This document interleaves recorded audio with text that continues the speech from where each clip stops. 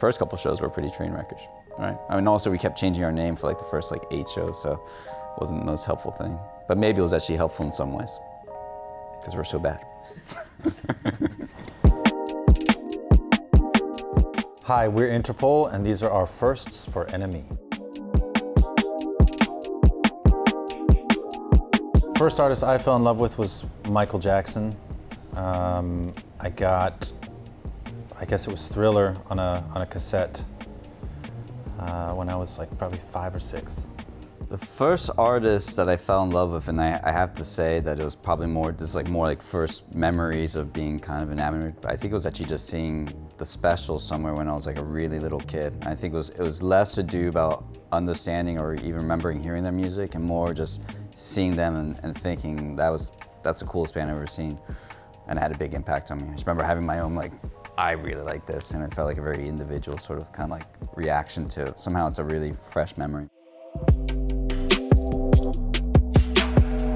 I don't know if it's really a band t-shirt, but it was I was living in Washington, D.C., and my mother was coming back to England, and I asked her, I was crazy about the Sex Pistols at that moment. I asked her if she could get me a Sex Pistols shirt, and she brought me back a Sid Vicious shirt that said "Drugs Kill." Still wore that like every day that I could, but yeah, that was the first band t-shirt I had. Yeah, I guess the first rock t-shirt that I had might have been pretty late, but it's noteworthy because it was it was like the original Nirvana superfan, and so around Bleach, there was the black shirt with the yellow smiley face that is still like ubiquitous, which I think kind of speaks to the quality of that particular design and just the enduring legacy of Nirvana. But yeah, I had the original version of the yellow X smiley face Nirvana t-shirt. I mean, it was, I guess Google was around, but maybe I didn't know that you could like put quotation marks and like search quotes on Google at that point. So I wanted this Henry Miller quote, which was not wholly lost, but deeply erring. And it's either from Sexus Nexus or Plexus, and it was supposed to be like a reflection on like, taking accountability of like past mistakes and like the lifestyle choices I had made, etc. But what's kind of funny is I misremembered it as like not wholly wrong, but deeply erring, and so I got the wrong version of that quote tattooed on me. So it's not wholly wrong version of the correct quote, but yeah, so it should be not wholly lost, but deeply erring, and I have not wholly wrong, but deeply erring. I would just rewrite that, like you customized it, you made it your own. Or just like do the line through it and then like fix it. The first job that I had was making frozen pizzas in the freezer section of a supermarket in New Jersey, where there was like this little like hut in the middle of the freezer section, and I didn't have a pizza oven, or maybe I did, but it was really just like taking the raw dough and like making, pizzas, like putting the toppings on these pizzas and then packaging them and selling them. And I remember kind of like, I don't know if you remember this movie Mannequin, where it's like, I feel like the guy sort of overly passionate about his job, and I was sort of similarly like, as far as like pepperoni allocation and like cheese ratios and shit, like really took it very seriously. But I was probably like, I was like 15 or 16. I mean, I did like odd jobs like, mowing lawns and things like that, and, and painting, whatever odd jobs is, to say. But my first proper job was working in a bakery, which was cool. It was actually a good bakery, and at the end of the night you get to take home whatever bread was left over, so I'd always just like bring home a ton of bread. But yeah, it was cool. As a band, I feel like the first song we wrote that actually became a song, sort of, I think it might have been PDA. Yeah, I mean, you guys were working on that when I joined the band.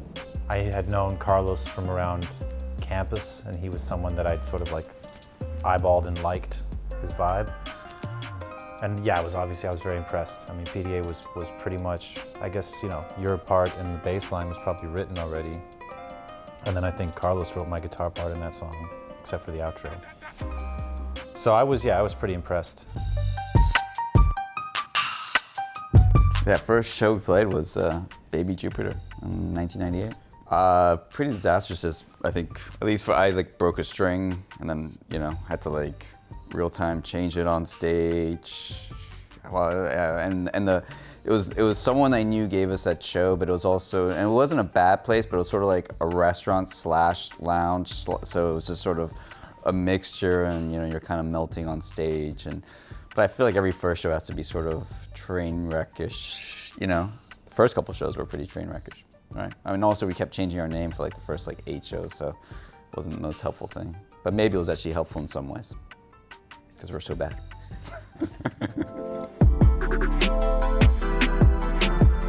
I think the first time we heard a song on the radio was when we had done the Peel session, and then it was going to be, that was a Peel, John Peel show that night or went on, and I remember that we actually did like climb around to like listen to it, sort of like, I guess it was like streaming even back then or some, I don't know how we did, but I thought we kind of timed to listen in real time, and so that feels like the first memory for me. Yeah, I think the first festival we performed at was, Il Ne Mourront Pas. Good job, man. Oh yeah, that's. Thank you very much. It was through Chemical Underground. They were friends with this French festival in Brittany that was in a really small town called Moron. And Il Ne Mourront Pas is like a sort of like pun on They Won't Have Me. And the guy who ran that festival was, he liked our demo, Chemical Underground, and passed on our first demo to him. And he invited us to play, gave us like a small budget, but enough for us to fly over and just sort of like scramble and play this show. But it was a pretty great experience. Take a minute. First thing I do when I get off stage is berate my bandmates for mistakes they made. Minute 242 of. Have a tantrum. Just throw shit around the dressing room. No, I mean, I probably have a drink made out of coffee. It's just exciting. It's fun. It's just nice to finally have this thing out there, and to the people who are interested in hearing it, and our fans and so forth, just to see the reaction, gauge it, and I would imagine we'll probably be playing some shows or doing something, so it'll be fun to be playing those songs live. Or being on the beach somewhere. I'm not sure yet. One of the two.